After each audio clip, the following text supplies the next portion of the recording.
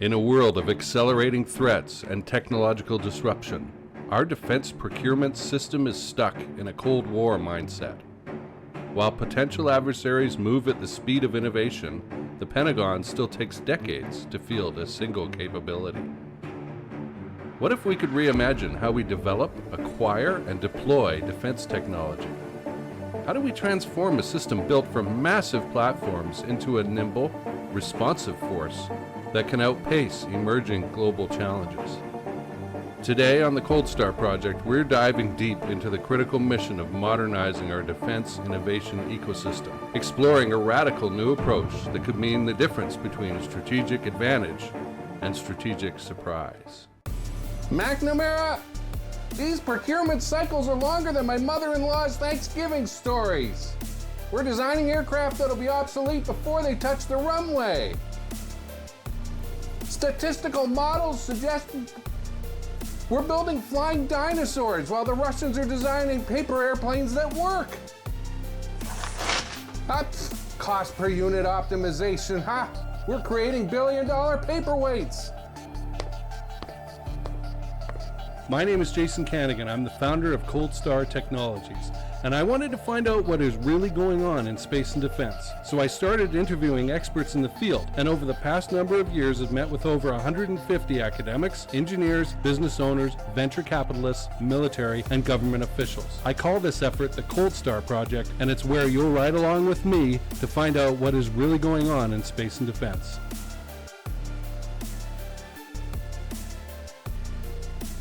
All right, Mike, great to have you back.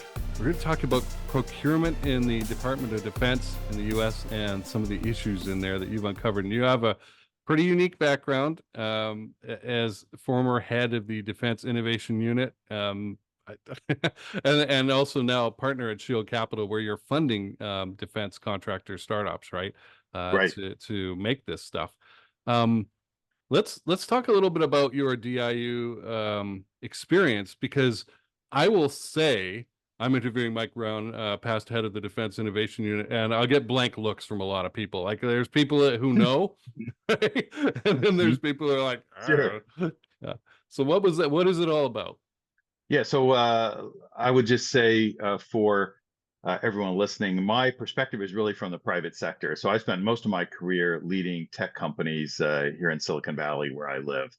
And then I think it was in 2016, got tapped to join the Defense Innovation Unit. So this was something set up by Ash Carter when he was Secretary of Defense, because he recognized there needs to be more connection between the innovation that's going on in Silicon Valley and the Defense Department. Why? Because a lot of the technologies that the Defense Department needs, think AI, cyber, autonomy, are being developed in the commercial world, not by national labs or the Defense Department. If you went back 50 years, a lot of what the department needed came from its own labs and research. And I'll just give a quick example, the semiconductor industry. So the military needed chips to miniaturize electronics for nuclear weapons. The space program also needed it. At one point, a third of the semiconductor output was procured by the Apollo program. So the government was the original funder and early adopter of chips, and that created Silicon Valley. What Ash Carter noticed was, over time, the interests kind of diverged, and chips became much more important for consumer items than they were for military. Still important for military, but the overwhelming demand comes from items well beyond defense. And that was happening with a lot of the technologies that he noticed that the military needed. Again, think AI, think autonomy. Those are being developed by Google or startups, again, not by the military. So he was trying to pull these things together. He created the Defense Innovation Unit as a strategic sourcing organization. How do I think about a need that I have in the military and go out and source from the commercial world, make sure I include non-traditional, meaning non-defense prime suppliers of that technology, and how do I quickly adopt that into the military? So that was the idea behind Defense Innovation Unit. And he also started a couple of other things at the same time, Defense Innovation Board, so he could get advice from academics and business leaders in terms of how the Defense Department could modernize and be more innovative. He chose Eric Schmidt to lead that. He created the Defense Digital Service. So how do we get a software capability inside the Pentagon?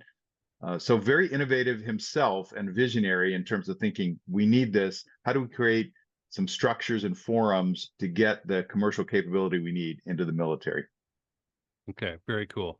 I think it was Dr. Gordon Ressler who first pointed me at DIU years ago. Mhm. And Yeah. I remember going to the homepage and finding there was one open solicitation. And I was like, what? What? I went back to him and go, that sounds odd. And he said, well, no, that's just the usual case. It's always, it's usually one open solicitation. So if you go there and you see that, don't think that that means they're not open for business, because they are. Absolutely. I would say that at the time I left DIU, which was 2022, there were 100 ongoing projects. I think that's still about the same today. Okay, very, very cool. So your experience as the head of this thing, how did that come about? And tell me about the role, and then the experiences, the takeaways from having done that job. So it came about because I was asked to write a report for Ash Carter on what were the Chinese doing in Silicon Valley. What were they investing in? How much were they investing in? Why? And that is public. It's called the DIUX report. So you can Google that. It's not a very interesting title, but it talks about how the Chinese were very active in the early stage venture business, especially in the 2015, 2017 time period. In fact, what we learned was Chinese affiliated investors were investing in about 15 to 70% of all US venture deals, 15 to 17%. If you know anything about the venture business, you know that you see a lot more than you invest in. So it's possible they were seeing a third, 40% of all tech from the startup community, which is an amazing view into what is the leading edge of technology in these technologies that military needs. So we're talking about satellite, the small satellites that now have become more common, the software industry, autonomy, et cetera. So kind of concerning that the Chinese were here at the earliest stage of our technology development. And from that, I developed the concept of what really needs help from a capital market standpoint is hardware investment. The software companies are invested all day long, invested in all day long by venture capitalists like myself today. But some of the hardware, think battery chemistries, quantum sensors, needs a little bit of help because Chinese money was available all day long, but we really want those funded by US sources.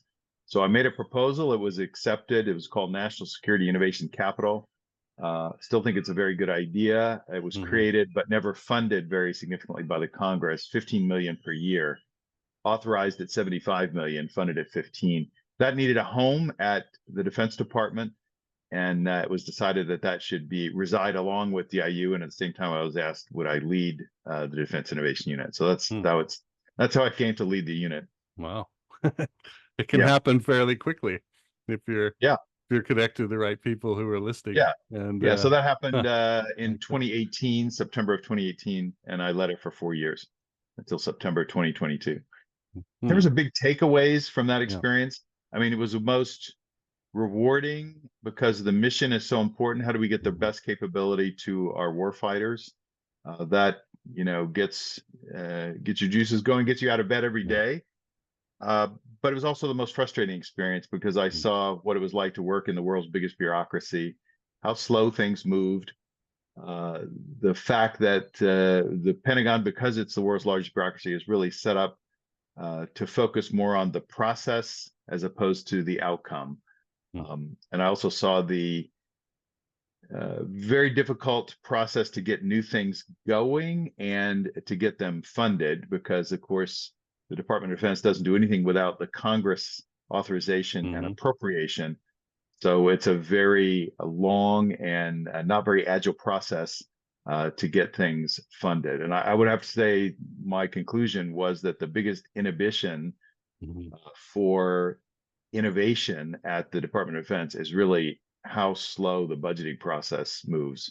It's not designed to move fast. It's designed to fund aircraft carriers and F-35s, not to do small innovative projects. So you have a very cumbersome process for the budgeting that involves, Congress and its processes to get to something that your hope is moving at the same speed as technology, and they're just completely mismatched. Okay. Very, very interesting. And did they give you a nominal military rank? I had a equivalent rank, I believe, which kind of never used. I think it was a 1-star general, Okay. kind of the Nice. equivalent rank. Yeah, Yeah. The reason but I brought that up was Nick you don't Shalan. use that. You're never in uniform because you're not in part of the military. But the Mm-hmm. Pentagon has to Right. make sure You all have the levels authority. are calibrated, right? Right. Right. All right. Let's meet Pebble's latest creation. Does not compute. Oh my God. Pebble, what happened here? He wouldn't pass the Turing test if Alan himself was here to grade it. Minor setback in the cloning process, but look on the bright side. He's a walking capture. I can identify all the lights in a traffic image. Fantastic. Just what we need for our discussion on the societal implications of AI in space exploration. Oh, I know this one. We're going to turn the moon into a gigantic supercomputer, right? No. Oh my God. We are absolutely not. Actually, that's not a bad idea. I'm running the simulations Pebble, now. no. Okay. And for those wondering why aren't American companies funding these hardware firms for commercial tech development, it's very simple. You want to fund bits, not atoms, right? Your multiplier on your return on investment is going to be higher with digital things than with physical things. But unfortunately, that leaves a gap, and then That's right. our opponents can go, aha, we can dart in there and get inside that tech. And okay, and let's be exactly right, let's Jason. be flat out clear. What is the threat of them doing that? I mean, they kind of get everything anyway. If you work with them, you have to give them everything, right? If you do business, Well, if you in want China. to sell, you're absolutely right. If you want to sell into China and you make a technology product, look at Tesla as a recent example. China will require that you form a joint venture, and there's no other way around it. The purpose of that joint venture is for them to suck the technology out of you and to be able to use that for themselves. So many companies have found that once they form that joint venture, it's not too long afterwards. The length of time depends on how long does it take to get the technology from you. A competitor is set up, and the competitor then can be subsidized by the Chinese government and then put the joint venture basically out of business. Not legally, but you'll find there's no business reason to be there because you'll be undercut and outsold. Right. Yeah. Right. So they've been doing that since the 90s. It's been a long policy. And at first we didn't mind it so much because at the very beginning, the Soviets were still around. But as time has gone on, because I did my research way back, going back, you could look at old foreign affairs articles from that period, and that was the big fear at the time, right? Was the Soviets, but it's shifted now. So what is the big scare of them getting at American hardware, commercial technology?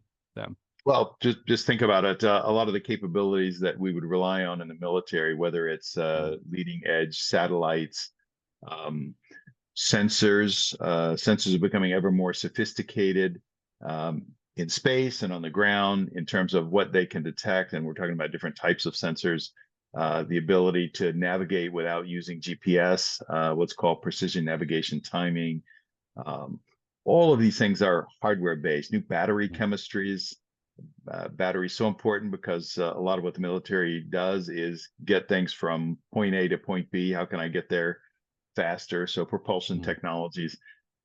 Think about the aircraft that we're flying, the aerospace industry. So many of these technologies are hardware based. Yes, software used for control, but they're all controlling atoms, as you say. Something is there. Yeah. So if you get behind in those, you're not going to have as capable a force. So it's very important for the military to make sure we're ahead. I'd argue it's also important for our economy. You can't completely divorce the design from the manufacturing. And I think you find that as you do that, you actually start to lose design capability. There's a professor at Harvard Business School, Willie Shih, that's written a lot about this. The idea probably from the 90s was you could start outsourcing everything as globalization became more prominent. And we could just separate the design that we would do in the US from the manufacturing. Let's look at the semiconductor industry again. TSMC has made a phenomenal business maybe one of the world's most valuable companies now from just manufacturing chips, even though they don't do the design work. And what we've learned is, well, that's pretty important capability. If you don't have that capability, you really are not in a position to have chips. We found that in the pandemic, everything needs chips, and we found that we were, not able to get the supply. And the same thing would apply in the future. It becomes ever more important to have some understanding and control of the manufacturing process, not just design. And it's tough because the Taiwanese employees are really good at it. They know how to do it, and that's not a transferable skill. You got to start from the ground up. Because so I fantasize, well, why doesn't Elon Musk take his boring machine, bore an underground area, make a chip manufacturing center down there that can't be bombed, right? and then train up our people to do it, right? It was the first thing I thought. It was like, make a capability that's with us, stays with us, and can't be harmed. But so if you've got Chinese investing in American startups for hardware, the risk is they understand the technology, they know how to defeat the technology, they know what's in the technology, so they could hit our supply chain and knock out part of it. And any number of things that are weaknesses here. So and we have to recognize this is really part of a Chinese national strategy. So if you look at the documents produced by the government, the Communist Party, you have things like Made in China 2025 that came out in 2015 and was a massive import substitution plan. So all the things we're buying, including chips, they said we'd like to be making ourselves. The Chinese actually import more in dollar terms in chips than they do in oil for their economy because of the world's largest electronics manufacturer. So their idea was, well, we need to be making that ourselves. And the Made in China 2025 says that by 2020, we want to be doing 40% of those chips ourselves. And by 2025, 70%. So where does that come from? Well, it cuts out all of the current suppliers of chips to say we're going to be doing those in China. And they do the same thing for all of the advanced industries in their Made in China 2025 plan. So you don't have to research too far to see exactly what their intent and their plans are. And it's, in a nutshell, to displace the United States as the world's economic and technology superpower. That's their goal. Right. And if we're too slow, it will happen, right? And, it will happen. And a number of people have been saying this. Nick Chalan, the past chief software officer of the Space Force and Air Force, being among the loudest. I've had him on a couple times. By the way, Mike has been on this show before. We talked about commercial technology and great power competition. I'll link to that below, as well as a couple documents of Mike's that we'll be looking at later. So you mentioned that the DoD procurement these days is set up for large, expensive acquisitions and purchases like aircraft carriers, frigates, F-35 fighters. Right. How did this happen? Because I know, and I'm going to have Bill Conley on, past DARPA guy for electronic warfare, now in private industry, to talk about Freedom's Forge, which is how they did it in World War II. And that's very, very different. I'll leave that for that time. But it was way more delegated, distributed. Some farmer in Iowa could mill a part for a bomber out in his barn and send it in, right? And that's just not what's happening today. We don't have those capabilities. So how did we get to the Robert McNamara position of everything has to be organized top down, slow, and what is the purpose of that? Like, what mistake are they trying to avoid by having that structure? So if you went back all the way to the 1950s, when the Pentagon was moving very, very fast in terms of development of new systems, you can look at as one example, the Century series of aircraft. We produced, I don't know, 6 or 7 different aircraft models in a row in the 1950s, and we're iterating. And you might say that's the precursor of today's agile methodology. We're going to produce, we're going to see how it works, and we're going to iterate again. That's really what Silicon Valley came around to probably in the 1990s or so. So that was happening, and the budgets were very decentralized, so not much coordination between Army, Air Force, Navy. And Robert McNamara, who was the CEO of Ford Motor Company before being tapped by President Kennedy, said, no, there's probably a better way. There's a systems engineering way. We can pull all this together so we have better control of budgets and in a more organized fashion, because we're competing with the Soviet Union, which is moving pretty slow with its 5-year plans for their economy. We could probably be much more efficient, and we could get better control over what's happening across the services, Army, Navy, Air Force, if we looked at this centrally. So he created something called the Planning, Programming, and Budgeting System, PPBS, that got introduced in the Pentagon. And his idea wasn't to make it slow, but because it's centralized and because the Pentagon's grown dramatically since 1961 when he instituted it, it has become quite slow. So you can think about this as it takes 3 years of time to program $1 of spending at DoD, and it's done in 5-year increments. It may be the only vestige of kind of a 5-year plan in the American economy that exists. And given how fast things are changing today, you don't have to think too hard to know that I'm not going to be able to plan better by spending more time. Most business philosophy has migrated to the point where I need to be agile, I need to be adaptable, because I can't predict the future. The PPB and E, it's now planning, programming, budgeting, and execution. So it has that acronym. Is really rooted in the idea that if I plan better and I plan further out, I can achieve a better outcome. I'd argue that's completely wrong. You can't predict the future. You're going to be slower. You'd be much better off trying to figure out how to be agile. And in fact, the 2018 National Defense Strategy that Secretary Mattis brought out called out agility as one of the key characteristics of a successful military. But despite that being the strategy, I'd say we've not migrated very far. There recently was some work done by a congressional commission to improve PPB&E. I hope some of those recommendations are adopted. I've written about some of the ones I think are the most prominent. But the point is, something that probably was the right answer for the time in 1961 needs to be looked at in light of today's threats and how fast technology is moving. It doesn't suit us that well today. The other point here is we're using the same methodology to buy an aircraft carrier as we are a piece of commercial software. Well, again, you don't have to think too hard to think that probably doesn't make much sense. An aircraft carrier, the United States military will be the only buyer. So we better spend the time up front to at least figure out what we're buying. Commercial software, we better figure out how to buy like the rest of the world does, or we're going to waste a whole lot of time. Right. So the feedback loop is way too long. The OODA loop, whatever you want to call it, right? Yeah. It's way too long. It doesn't allow us to react fast enough. And for those wondering, for examples, there's a small channel called Sub Brief on YouTube that I watch. It's hosted by a former sonarman from the submarine area, and he posted a video maybe a month ago about a frigate that we have bought, and it's 6 years into the whole thing, and they pulled the design from an Italian ship designer. So those architects designed a pretty good ship, right? Proven methodology, effects, things like that, right?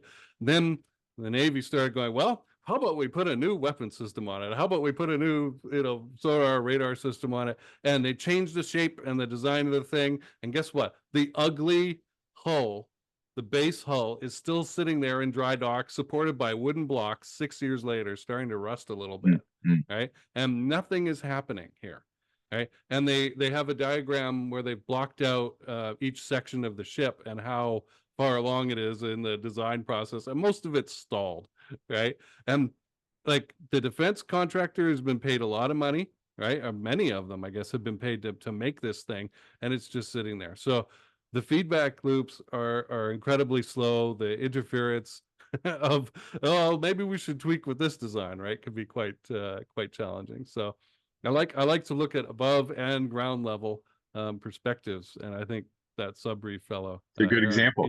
He provides some really good stuff. So okay, so and again, Nick Shalam would just say the same thing. I'm sure we have to speed this process up. We have to be more agile. And I don't know whether you want to be lined up with him or not on the same side, but you do say similar things too. But he's a little bit more outspoken than I am, Yeah, but right. it's clear we both come from the private sector and both see the Mhm. need to operate at different speeds. I Yeah. think I would just add that different speeds are required for different capabilities. So Mhm. we tend to lump everything in as one, Mhm. meaning aircraft carriers and software. Mhm. So we recognize that speed is important. So maybe we need a different system, an alternative way to buy commercial items, Yeah. things that are already produced. So if you're talking about the next aircraft carrier, you have to spend the time up front specifying Mhm. what you want to buy. We Sure. will be the only buyer. But if you're talking about small drones, we should not spend time specifying because the Mhm. market's already produced a lot of variety for us Mhm. to evaluate. So that's an example of where Hmm. we And waste. they're good at producing those drones. They've figured out how to mass produce them. Not a thing that Right. I've seen with NASA cyber grants a lot, where somebody will come up with glycine or so, they'll come up with some like engineering process to manufacture some sort of chemical product, a coating or something like that. But they'll be able to do it in small quantities, but try and get them to mass produce it for Mhm, applications, they can't do it, right? mhm. And now what? So you run into these problems. So finding out, yes, what can we actually do here? Who's got it figured out already? Will enable us Right. to move faster. That's And right. again, these things sound straightforward, but it's not how procurement in the DoD seems to be working, right? Right. Um, okay, you mentioned here in our notes that the idea, two different ways of prototyping. Do you do it with research, development, test, and evaluation dollars or procurement dollars? So I read that and I first thought, what's the difference? Tell me more, right? And then how do these two processes come out? Well, one of the things you learn when you go to government that I had no clue to is that the Congress allocates money or appropriates money to the Defense Department in what it calls different colors of money. So we're in the business world, we think money is green, it's all the Yeah. same, it's fungible. But the Congress, in order to exert more control, says, no, I'm going to give you research dollars, or I'm going to give you procurement dollars, or I'm going to give Yeah. you ongoing operations dollars, O&M. So there's about four different colors of money, and I can't mix them. So not only Okay. is the defense budget broken into very, very small pieces, 4,000 or so different line items. So I can't take money that you gave me for an F-35 and move some of that into an F-22. Can't do that. That's illegal. And further, money that was allocated as R&D cannot be moved into procurement. So now I have a lot of constraints. I can't move things across programs and I can't move Yeah. things across functions.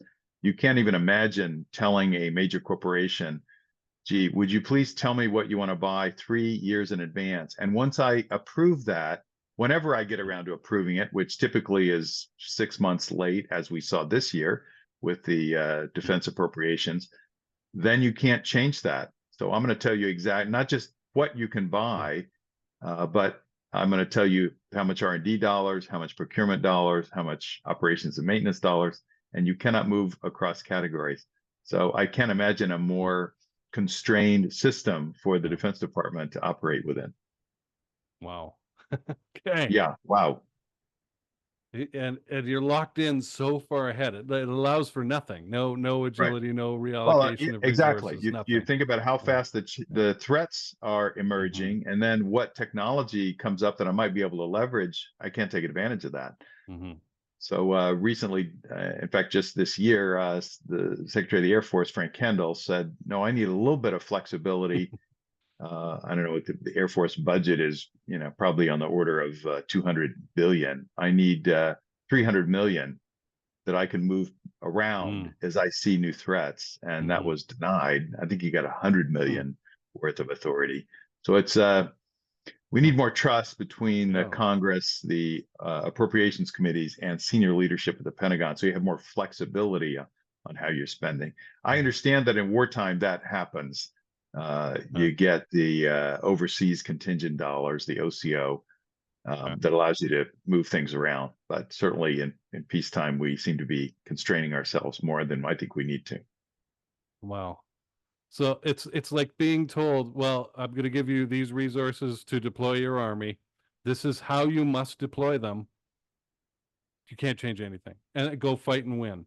Right? Right. It sounds a little crazy, right? And I think, we'd argue that, while there's probably good intent on the part of Congress, Mhm. you don't really want Congress people focused on jobs in district to be dictating what the Defense Department goes to war with. Mhm. That really doesn't make sense as a system. Yeah.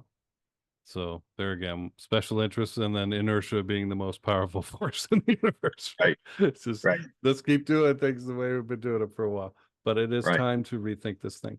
So you have come up with two strategies, one called fast follower strategy, the other hedge strategy.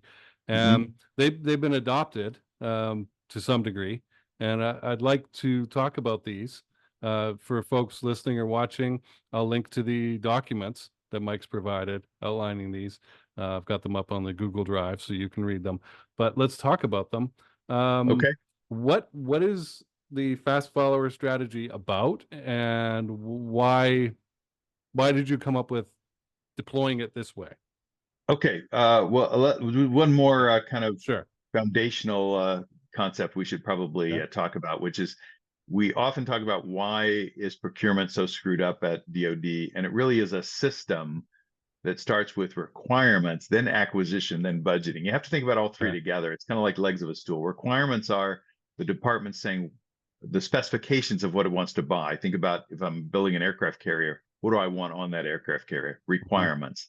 So there are people that do nothing but specify requirements. Then you have the acquisition process, which is what most people are focused on, the contracting officers, and how do they go about their job of competing different sets of requirements to actually buy. Then the budgeting process, which we've already talked about, which is very slow, puts money into these colors and different program elements they're called, which are the, whatever it is, 3,000 or 4,000 line items that cannot be moved across. So that's the system: requirements, acquisition, budgeting.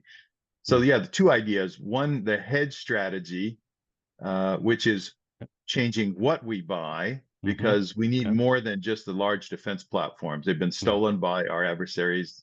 Our adversaries have watched us in operations in, multiple theaters around the globe.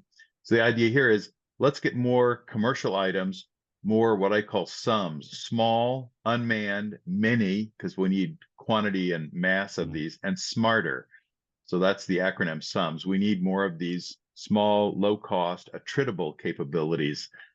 This is exactly what Deputy Secretary of Defense Kath Hicks has called for with the Replicator Initiative. She says, I want thousands of attritable drones, autonomous systems in theater in Indo-PACOM within 18 to 24 months. So a lot of credit to her for making that a signature initiative and calling for a quantity and a date. Most things in the department, no one's willing to put their name on that type of goal, which really gives you some accountability. So hats off. That's exactly what we called for in the hedge strategy. She didn't call it that, but that's exactly what it is. So in addition to those characters of what you're buying, the idea is using commercial technology, because if I'm buying something today, I can't wait for 10 years for the department to develop. I got to look at what's on the shelf today, and having a sense of urgency about deploying it. I call for things that could be deployed within the next 3 years. Well, she did one better and said, we're going to get that capability in theater 18 to 24 months. I think that's fantastic. And the other concept there is dispersing the capability, because we all know from, watching what happened at Pearl Harbor, you don't want all your aircraft lined up on an airfield wing to wing. I need dispersed capability across the region. So that's the idea between the hedge strategy. What am I buying? And then you mentioned the other concept, fast follower, which is saying that this borrows from the commercial world. I'm either a first mover, which means I'm developing the technology, or I'm a fast follower. Well, we have to recognize that for these commercial technologies that the Defense Department's using, they're not the developer anymore. They may have been at one time with like the semiconductor industry we talked about at the top of our time together. The department was involved in bringing that to market, but commercial software, small drones, commercial satellites, the department is not developing that. So, but if I'm not developing it, I want to be a fast follower. I don't want to be a slow Okay. follower and get something that's out of date in terms of its capability. So the idea behind the fast follower is the following. Number one, I don't need requirements because the commercial market has already developed it, so I can skip that part of the process. Yeah. Second, Hmm. I should recognize that I'm going to need an ongoing capability rather than a particular specification. So if you think back to the way things are purchased today with a requirement, I might spend time figuring out exactly what are the specifications I need for a fighter aircraft like F-35. Think about small drones. The capability evolves quickly, well within the budgeting process of the US government. Right. So I know I'm going to need ongoing capability. Maybe I need a capability of record instead of a program of record. A program of record is buying to one set of specifications, maybe for 10, 20, 30 years. Well, that may make sense for large defense platforms, but for the kind of items you'd want in the replicator initiative, the capability is going to improve and I want to keep up with it. So a dedicated organization that will understand how to evaluate that, and an ongoing budget that's not tied to one vendor and requirement or one vendor and specification, but that can be moved from one vendor to the next best vendor that meets the overall capability, like small drones. And the last component of this is allies and partners. There's a lot of great technology that we should be working with outside the government. I'd like to be sourcing more of that, make that easier. And then we should be selling everything we come up with in the commercial world back to those allies and partners. It's a great export opportunity for US companies. So those are the kind of elements of fast follower strategy. It might require a different alternative system of procurement that sits alongside the more traditional system that's buying large defense platforms. There's a lot of what's in it for me included in the fast follower strategy. Well, both of these, the small drones manufacturers, they can get good, really good at not just producing the thing, but improving it, because they're getting large quantities of these things bought every year. They can pump money back into R&D and make it a little bit better, right? And now you've got an iterative, really good product. That's right. And then maybe they can license it out to other manufacturers. My latest analysis shows a disturbing trend. What is it, Pebble? Manufacturing executives are making critical decisions without proper data visualization tools. That's why today's episode is sponsored by Internal Business Intelligence by Cold Star Technologies. Pebble, why is your processing power showing that companies between 15 and 500 employees are operating blind? No dashboards. No real-time metrics. Don't let this happen to your company. Check out goldstartech.com/IBI. Thanks for the warning, buddy. Now let's run those system diagnostics. Let's talk about the disbursement or dispersal. You mentioned like the whole Indochina Ocean area, right? It's huge. I've been reading about this. In World War II, they described the Pacific Ocean not as water but as a huge desert.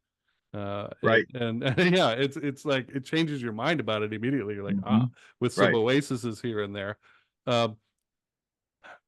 What is going to be needed to get this stuff? Or do we have enough logistics power to be able to distribute these things with what we've got?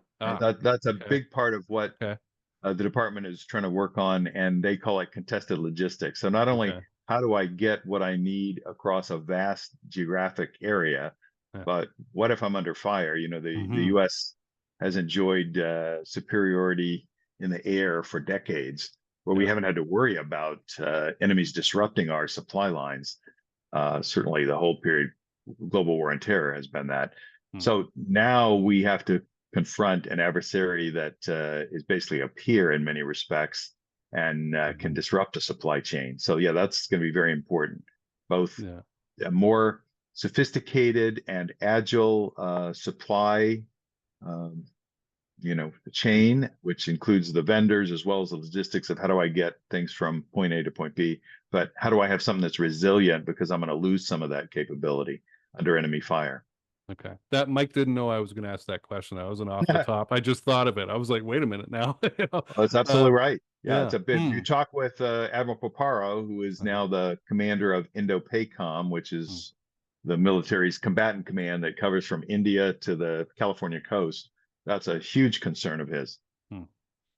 Okay, and these are serious issues. If you look at what Chinese ships are doing with the Philippines right now, they're mocking other nations, right? Coast Guard actions, and Right. it's a little silly, but it's also a little scary at the same time, right? And what if they start doing that with us, right? And then where's the line? Because these are competent people.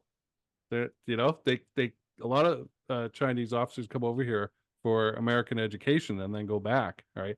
It's not like they don't know what's going on and how this stuff works, and they have their own areas of excellence. So, well, Mike, let's wrap up with what has been adopted out of these two programs so far, and what you are hoping for, what you would like to see happen as the next, I guess, year or two progress. Well, I'd love to see them adopted in their entirety. I would say from the hedge strategy, I'm thrilled with the replicator initiative, because it basically is the most important concept, changing what we buy to complement large defense platforms that we buy. Because by no means am I saying we don't need fighter aircraft or we don't need more large ships. We do. Sure. But we need additional capabilities that, in fact, can create an element of surprise, can produce in quantity, and can get to theater quickly. It takes, on average, 17 years for a new Defense Department developed capability to reach our warfighters. That's way too long. So, a whole human can be born and exactly get ready to fight. A generation. Wow. Yeah. So if we take Xi at his word, he's getting his own military ready to take Taiwan in 2027. I don't know if he will make the decision to go or not, but he said to the military, get ready by that time frame. So you've got to, if we want to change the calculus in the Pacific and provide any deterrence, we've got to get new capability in theater in that time frame, which I think is what motivated Kath Hicks again to say 18 to 24 months. So we need more commercial capability. Replicators, kind of a first step. I'd love to see many more capabilities kind of put into that category. Again, small satellites, much more software that we'd use to improve the supply chain, as we just discussed.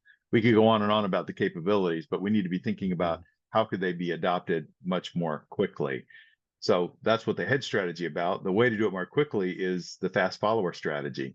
So how do I provide these capabilities of record, which could be based around technology? And that has not been adopted.